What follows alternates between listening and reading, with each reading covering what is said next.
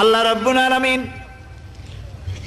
কোরআনে কারীমের ভিতরে নবীজির নাম একটি বারের জন্য নাম ধরে তাকে ডাকেন নাই, বরং তিনি বলেছেন তোমরা পরস্পর পরস্পরকে যেভাবে নাম ধরে ডাকাডাকি করো আমার নবীকে সেভাবে নাম ধরে ডাকবে না। আল্লাহ নিষেধ করেছেন আমার নবীর নাম ধরে ডাকবে না। সুবহানাল্লাহি ওয়া বিহামদিহি। এই পৃথিবীতে যত নবী আসছেন সমস্ত নবীরা হলেন এলাকা ভিত্তিক নবী, অঞ্চল ভিত্তিক নবী। এক এক এলাকার, নূহ আলাইহিস সালাম এক এলাকার, মুসা আলাইহিস সালাম আলাক এলাকার, দাউদ আলাইহিস সালাম আরাক এলাকার, এরকম এলাকা ভাগ ভাগ করা।